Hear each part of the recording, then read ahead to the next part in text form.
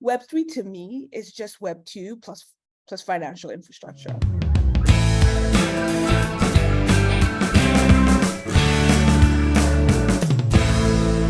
My name is Ronit. Good afternoon, good morning. It's a real pleasure to co-host this session with my partner in crime, Gaurav. Barbara, welcome. Where are you zooming in from today? New York. Oh, good morning, wow. New York. Wow, that's early. How early is it there now? Yeah, so you guys have to start dancing or something, get me all pumped up.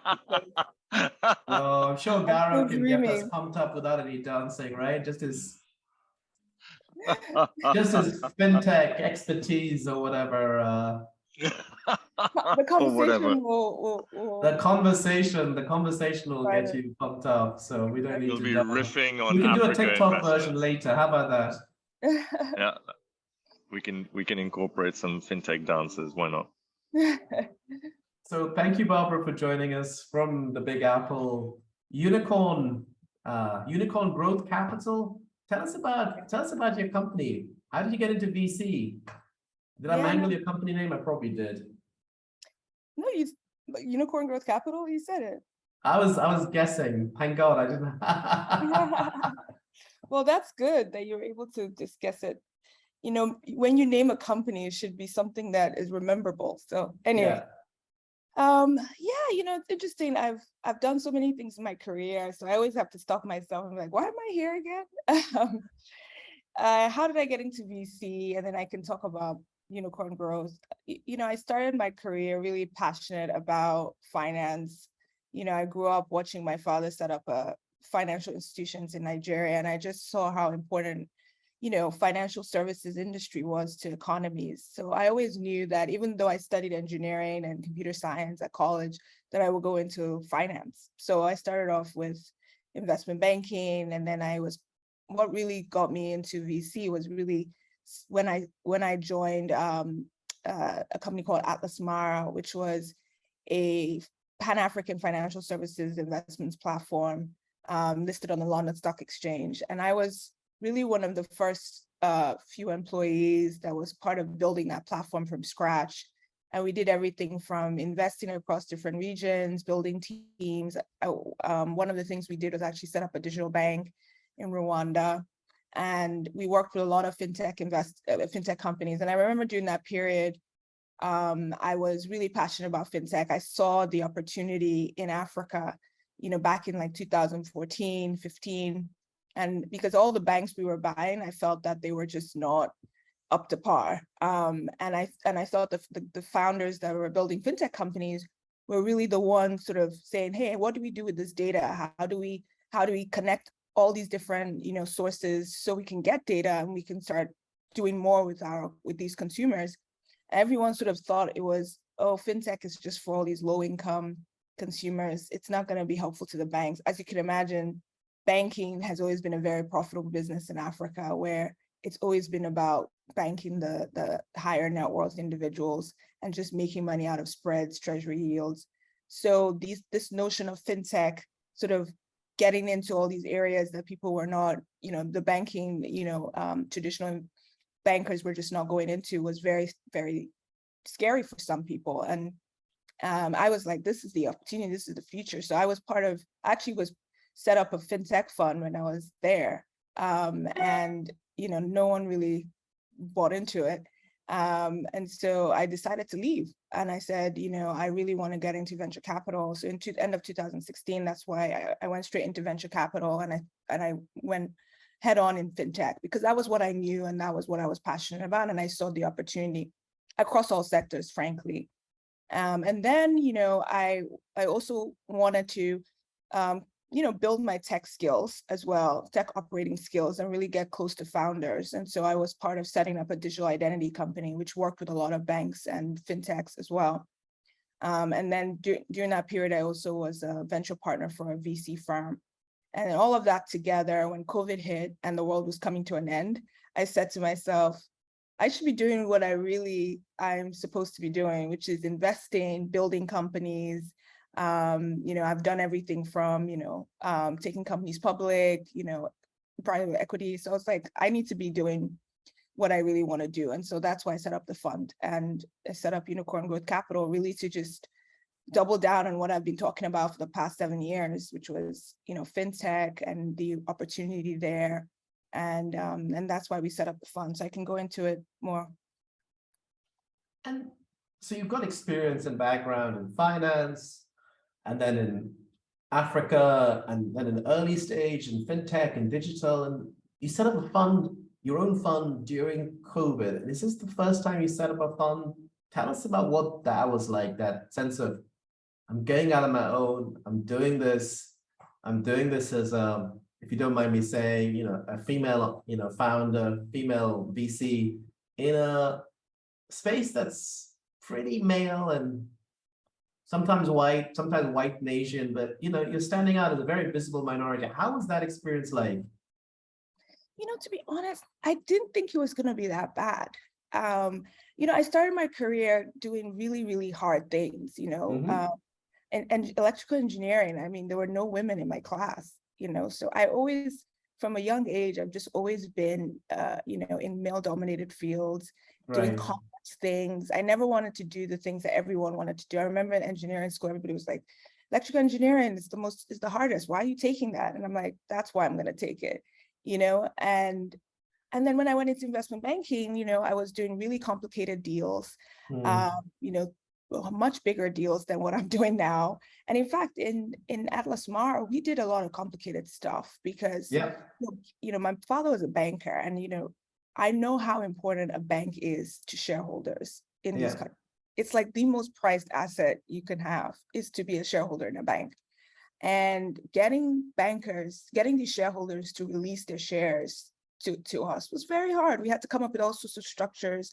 I remember we did the first mergers and acquisitions in Rwanda's history. They didn't even know what, we had to explain what the M&A opportunity was and structurally how it was going to work. So for me, VC, like during COVID, I was like, this cannot be that hard. I've done everything I need to do. I have all the experiences. Plus, I was an operator and I built a platform, digital identity platform. So I could understand it from a tech side as well. But I think I underestimated what the real work of a VC, and that is really selling yourself and your brand to get money. To a lot of people who think this asset class is still very scary, and they think Africa is still very scary. So it's like you're selling, and then like you said, you're selling your brand, which is like, not the typical VC person. I don't look like that typical VC person. So all of these hurdles that I had to overcome, and I didn't realize it was going to be that bad, to be honest. So you went into it thinking, look, I've done hard stuff. I've done really hard stuff academically, professionally. I've been in environments where I've been a visible different to the mean, but it still turned out to be what was the hard? Is it just there's more sales involved, more sales of yourself involved? It's not actually, the hard stuff is not technical hard stuff. It's yeah, absolutely. It was really all the skills that I would say we don't really spend a lot of time honing, because a lot of times you're under brands and you're under a lot of capital. I had most of my career, I had a lot of capital to deploy, and I worked on really big deals, but and I never really stopped and said, this is my brand, this is my credibility.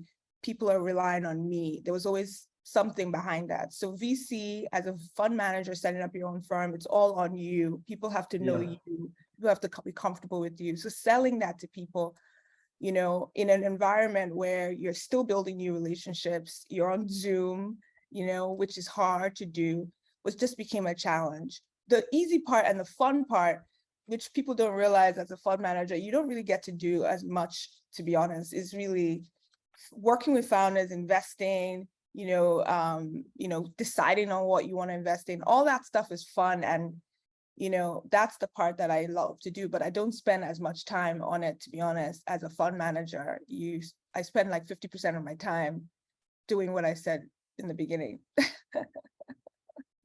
Now let's talk about the thesis or the mandate or the focus. I was looking at your website yesterday, and there's a lot of stuff on there about Web3 and fintech, and how does it all fit together? I mean, Yeah. fintech's obviously been very much in vogue until recently, particularly in Africa. Web3 has been this big thing. But in practice, explain to the audience, like, what does that mean in emerging markets or in Africa to say I'm investing in for Web3 and fintech and the intersection thereof? Like, why is that relevant? Yeah. So I think the key thing I've always been focused on is financial services, right? Finance is the driver of all economies, and it's probably the largest opportunity in Africa. It's going to, in the next 5 years, under the McKinsey report, it's supposed to be about 230 billion of revenue generated from financial services. 50% of that revenue opportunity is actually going to come from blockchain crypto, which is the fastest opportunity within the fintech space. So for me, that's key. Let's start with what is the opportunity. And so when I look at the opportunity, even in the last 7 years, right, fintech started for me, okay, let's stitch things together. Let's actually create open APIs so that we can actually get scalable digital platforms, connecting with each other and transacting with each other. Then the next step was, how do we embed some of this infrastructure in as many digital platforms as possible, not just in banks and in payment companies. And so embedded finance came out. And I remember back then I used to always say, if you're talking to me about your digital company, where's the finance with fintech piece to it? If you're talking to me about healthcare, I want to know fintech. If you're talking to me about agriculture, where's the fintech? And embedded finance fintech became really important to drive those platforms, scale those platforms, drive those industries. Then the next thing was, okay, there's so much data coming out of all these digital platforms. How can we use it to better create financial products? And we're seeing a lot of that opportunity happening with B2B, in the B2B space, right? Where now, you can do a lot of informal, the last mile retailer piece, the supply chain finance piece, like you can start financing a lot of these people in these different ecosystems, right? Because you're getting a lot of data on them that the banks never had before, right? Now we're getting into an area where we have this decentralized technology, right? That can actually open up a whole new financial system for us. Because at the end of the day, while we've stitched all these things together, we have transactions happening on mobile devices, we have embedded finance going on, we have, now we have a lot of data. We still haven't been able to get the liquidity we want, and we still have high cost of transactions, and we still have to pre-fund a lot of the payment transactions happening. So there's still all these opportunities, underlying infrastructure issues, which I'm passionate about and I focus on, that still need to be solved. So decentralized finance solves a lot of these issues. So for me, we have to invest in those areas because we have to solve these problems for the industry to really take off. And so that's really why our thesis has a combination of all of these things and has really evolved into Web3. Web3 to me is just Web2 plus financial infrastructure. And in fact, we can even really, extrapolate Web3 to something that a construct that we've always been doing and we've always been excited about in Africa and in all these, emerging markets, which is community finance, right? Fundamentally, what have a lot of local communities done? They've come together as a community. They have made sure their transactions are transparent with each other. They have made sure they can do peer-to-peer transactions. There's no one sort of monitoring them. They have trust, and they've sort of established a secure way of transacting amongst each other, and it's frictionless, right? That is almost what DeFi is. It's sort of an opportunity. And more importantly, actually, they have ownership in what happens in that community. And so to me, that's really the big thing about DeFi, is that we can actually take this to another level because people are now getting ownership in everything that they do within communities across different use cases. So to summarize, or to pick up on the point you mentioned there, you said Web3 is Web2 plus financial infrastructure, I guess you'd have a qualifier, which is it's decentralized or distributed financial infrastructure. Decentralized, I've yeah. got a bunch of questions I want to ask you on that, but I think I should let my partner in crime, Gaurav, jump in here and not let me go down the Web3 rabbit hole with you, because then we may never get Gaurav in the conversation. So Gaurav, over to you. You're This too will allow me to kind, have some of brother. my Diwali sweets that have just arrived. So Nice, Yeah, happy maybe we Diwali. should do thank you. Maybe we should do a second episode just on the Web3 focus of your outlook and insight, of what's happening in the continent as well. But Ronit, I have to say, just opening up the conversation here, I'm the same as you. There's so much to ask. That's not even a standalone from the conversation about decentralization and Web3, but just talking about your visibility, right? I mean, I know you talked about the thesis of your fund, but is it okay for you to share the size of your fund? Yeah, I mean, we're targeting minimum $10 million. That's the minimum amount that we can deploy across 25 companies. We're going to make an announcement at some point. So until then, I'll share more details. Got it. Yeah, because when you look at the number of funds, right? So just a little bit of background. I've been an investor in the Africa ecosystem for the last 4 years now. So I'm in Kuda, I'm in Tribras, I'm in Sudo, I'm in OnePipe, Mono. So many companies across different segments. I'm on which is Union 54, which used to be a different name, Zazu, before. So different aspects of the community. And in fact, the first podcast that Ronit and I actually as a guest had on here was Ray from Paxful, right? So there's a lot happening in that ecosystem. And I think two things which I really want to understand. Fintech is such a huge space, and there are so many different countries which operate on their own in their ecosystem, that the Nigeria ecosystem is large enough, the South Africa ecosystem is large enough for a company and a startup to solve a single problem within the financial sector.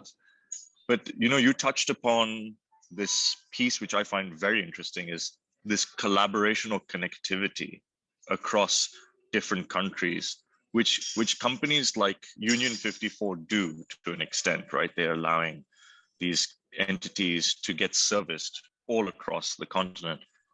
Tell us about that trend a little bit more. Where are you seeing that? Is that happening in the true fintech sense normally as it is, or is it happening because of decentralization and Web3?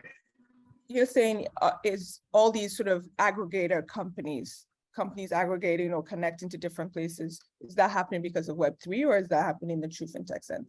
So we're asking. Exactly. Yes, that's general, exactly what I'm asking. Yeah, what are you saying from there? So in general, right, like the ultimate goal, and like I said, which is what started the fintech opportunity for me, is building an open financial system, right?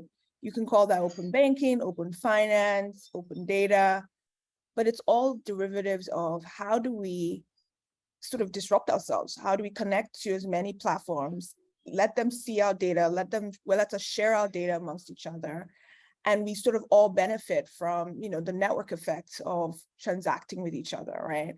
So that concept of open finance is within decentralized finance as well, right?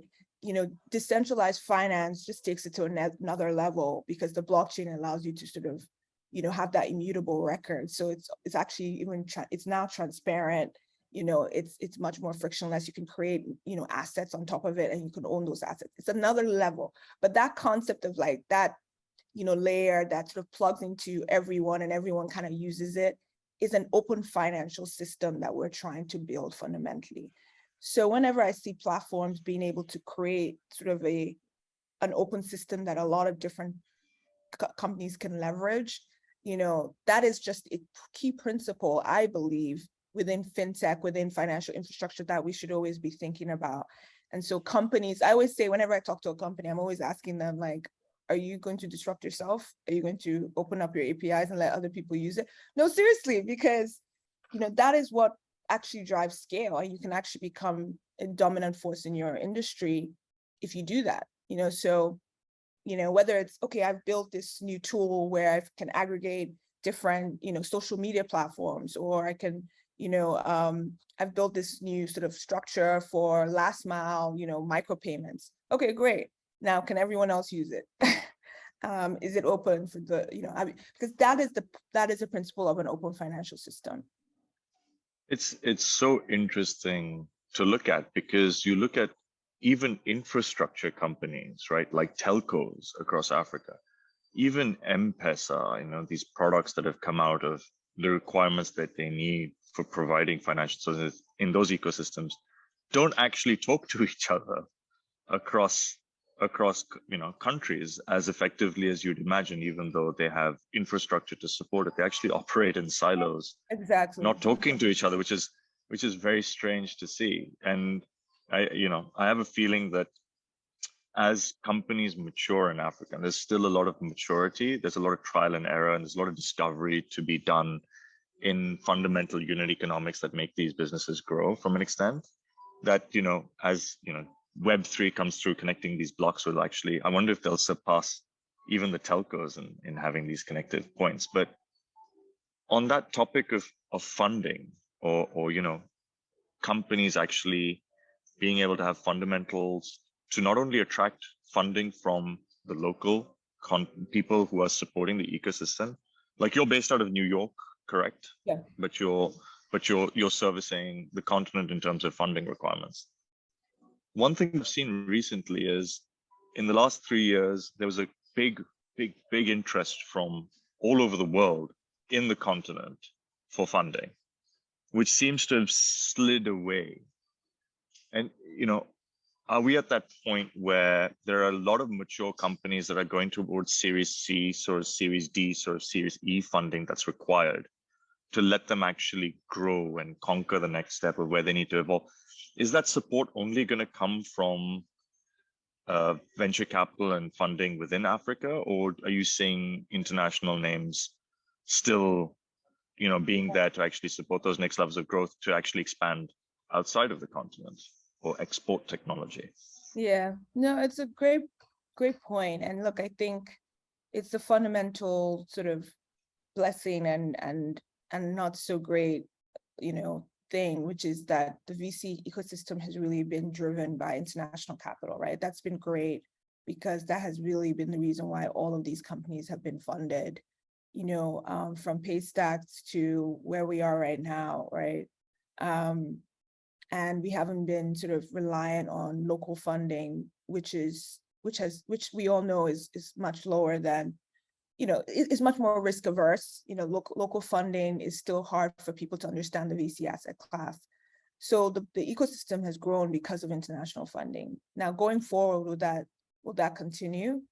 Yes, because international funding wants to go wherever money is going to be made, right? And as long as we believe these opportunities I mentioned is going to generate profits and real revenue and create big companies, international funding will back these founders. We've seen this happening in Latin America. Latin America funding just went gangbusters in the last couple of years. I would say, Africa could have been the same, but Africa wasn't the same for many reasons. I think Latin America just has a better, perception around, the ecosystem, the maturity of the ecosystem than Africa does.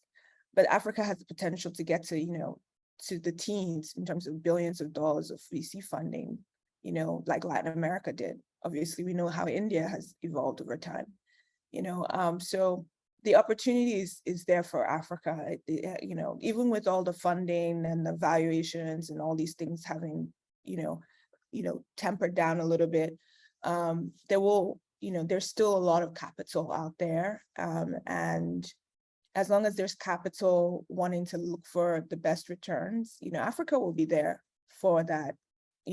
We've seen a lot of, especially fintech is very competitive in the US and very overpriced.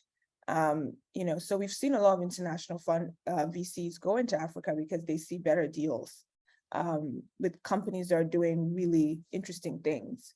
And then obviously the Web3 world, that's a whole separate conversation, because that world is just flushed with cash. And even with the crypto winter, people are still looking for ways to make crypto work.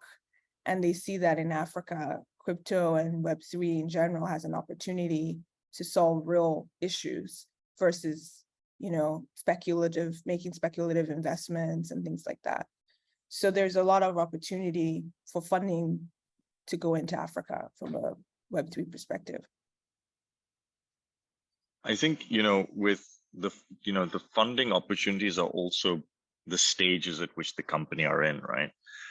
Do you still see a lot of new, fresh, innovative ideas coming out of Africa? Or are you seeing people chasing the same kind of ideas which they've seen successful in Latin America, Europe, or in the United States, North America? Because I can see, how in North America, the attraction to Latin America from a proximity point of view, or from an access from Latin America back up into North America as a market to export technologies is all very attractive and almost synergistic to a point.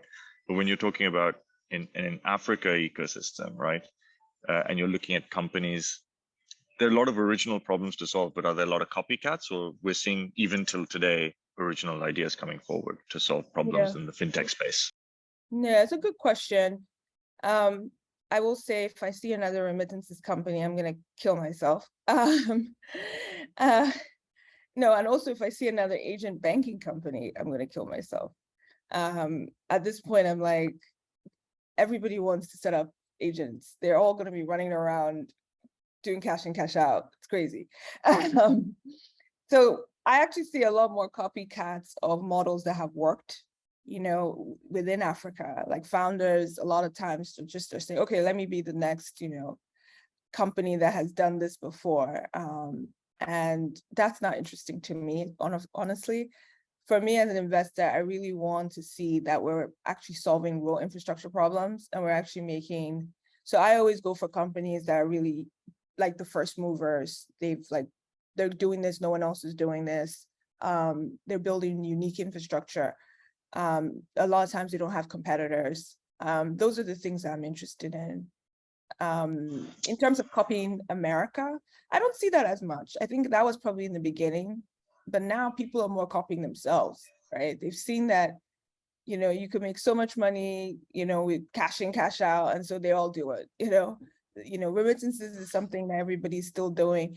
There's so much opportunities in the B2B space. I can talk about some of the companies I really am excited about, but yeah.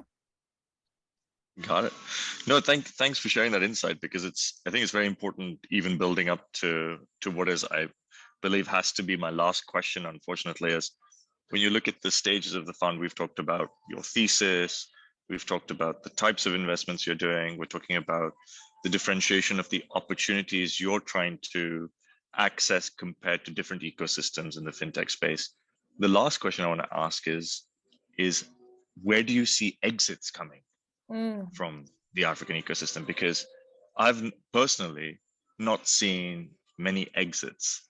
And the reason I talk about exits is because having exits do two things very strongly. It gives confidence to investors to reinvest or attract even more investors into the ecosystem, because they understand there's a return and there's a multiple return. But the other thing that it does is it gives a bona fide, reputational anchor to seasoned founders who come out of those companies, or even C-level or even operator level people out of those institutions and companies, to go and start new companies and then get fresh funding and start something new again and go on their second, journey or third journey. And those are actually the most sought after investments, right? Especially at a seed level. And that's where, network and everything else is very key. So what I wanted to ask as my last question is, where do you see exits coming? And then how difficult will it be to access second-time founders to be able to catch them to fund their next companies? I think you're right about the sort of the network effects, or the, circular aspect of things. We've seen how a lot of Paystack employees came out of Paystack and have sort of set up a lot of new companies. So there's a lot of opportunities when someone exits, the company gets really big, and then you get a lot of founders coming out of that. And everybody loves founders that have worked in companies that have been successful. So there's a huge opportunity there. But I think the issue is not where the exits are coming from or when the exits. It's more about how big are the exits. You see, that's where we are right now for Africa to really take that step change in funding, is that we really need to see big exits. Like, we need to build companies.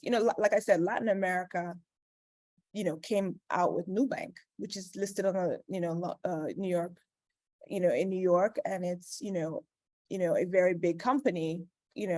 We haven't really gotten that from Africa. We have Jamia, but it's still not not in the multi-billion-dollar stage as, other companies coming out of Latin America. So I think the issue is more, how big can these exits become for us to see a step change in funding? We're going to get exits. There's still secondary exits happening today. People are still, trading amongst each other and giving people exits. There's acquisitions going on. A lot of consolidation is going to happen in industry. I have a bunch of companies that are being approached to be acquired by other fintechs, other financial services institutions. And, we're going to see some IPOs. We're already seeing certain companies are toying with the idea of an IPO. But we do need to get that big, whether it's a big acquisition or a big public deal happen for Africa to be really put on the world stage compared to the rest of the world. And that's where I am. I don't think small. I like to compare myself with everybody else. And so I look at Africa that way. Some investors are like, why do you invest with that notion of wanting to create big companies? Why can't we just be happy to get exits? And we don't need to call them unicorns. Africa's ecosystem shouldn't create unicorns. It should create, I don't know what people call it, whales, or not whales, something You got else. everything.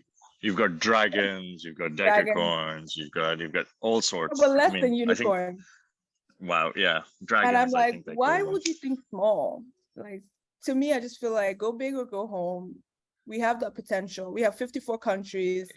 You got a lot. You got a lot going on. Yeah, you got CUDA, you got Chipper, you got Flutterwave, you got a whole bunch. You got Yoko. There's this whole bunch of people trying to move in that direction, in that space as much as possible. So I think it'll happen for sure. And that's why one of the reasons why I love Web3 is that a lot of companies building Web3 companies are also automatically going to be global, because Web3 is borderless and global in itself. So there's another thing with exits with Web3 is that tokens, if done properly with the right token economics, can actually be a way to get an exit.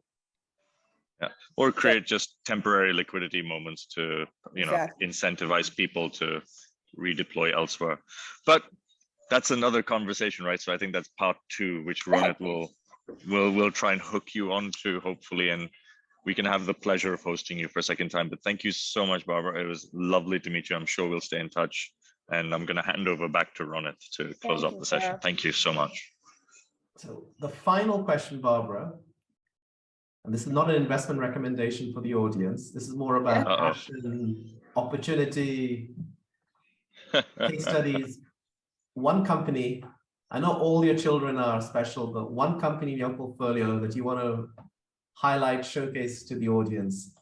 Maybe it's not in your portfolio, maybe it's something, it's in the fantasy portfolio. What would it be? Who would it be? Get showcase one Good company, question. one fintech, one Good Web3 question. company. Who would it be? Yeah, I would like to do one fintech, one Web3. So thank you. Okay, you can have 2 then. One fintech. Oh, one wow. Web3. Hey, that's cheating. Come on, we're bending the rules here, guys. That's okay. Go for it. You got 2 minutes per company max. So the fintech company, and this company is called Chirpy. I'm really excited about them. The major thing for me is B2B is very underpenetrated. There's a huge B2B payment operations opportunity to sort of stitch.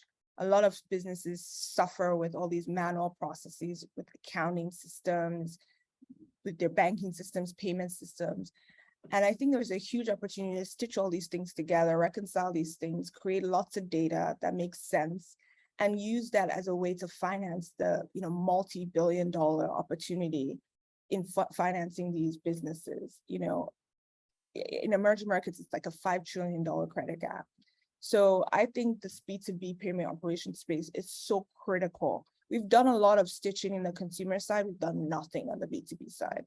And I think that's so important to get the financing opportunity, which is also a high margin opportunity and a less risky because it's businesses.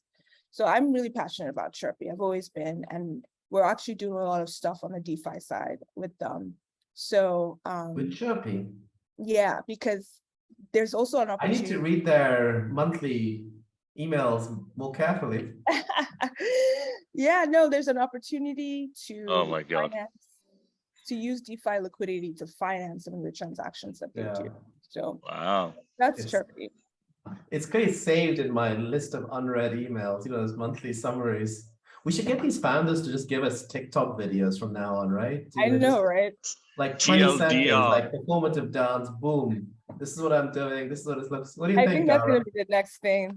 Yeah. I think it's a great idea. It'll make Or my just morning an coffees audio a lot thing. Maybe easier. like an audiobook, Audible or something. Yeah. The TLDR Fintech series. I'm like, who's got time to read another? Yeah, I know.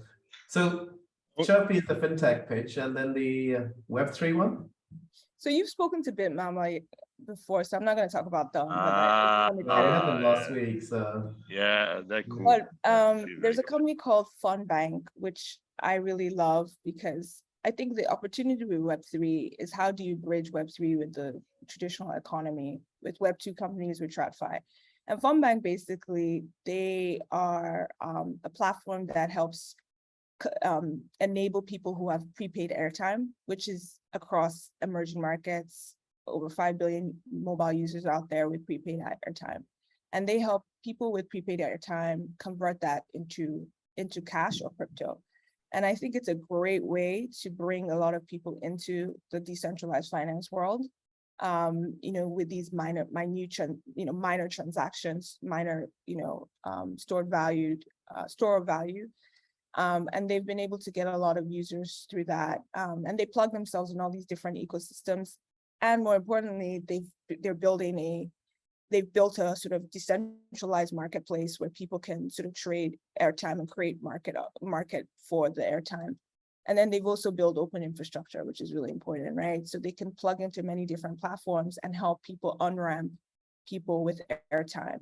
And that's going to be important as people think about expanding into emerging markets. How do you on-ramp these people, especially people who don't have bank accounts, they don't have all these opportunities, but they have airtime, they have SIM cards. And so that is the major opportunity for FundBank that we're really excited about. So the name of the company was FundBank. FundBank. And where is it based? Like, where is it all over the place, or is it like?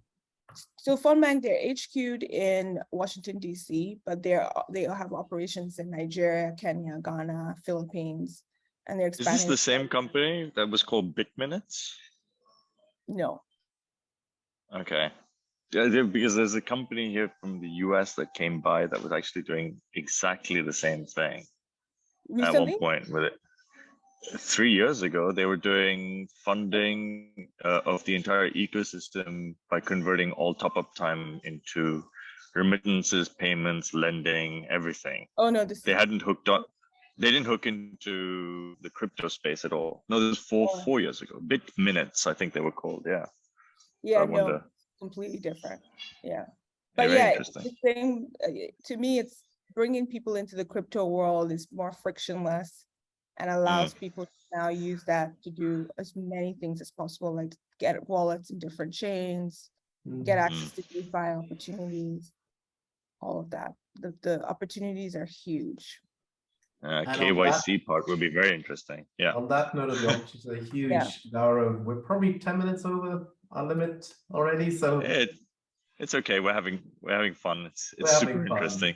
We're having fun. Well, thank you so much, Barbara, for joining us. Thank you. Indulging Gaurav and myself from Dubai. It was great to see you zooming in from New York today. And Maybe it's time to get Sherpy and Fonbank on our show. What do you think, Gaurav? Let's do it. I think we have to. We have to, right? Yeah, I'm happy We to do. make this introduction. It's either that or I have to read those emails. So I think we've got to get them on. I think just in the interest of non-reading emails, let's have them on the show. Done. Exactly. The attention span, guys.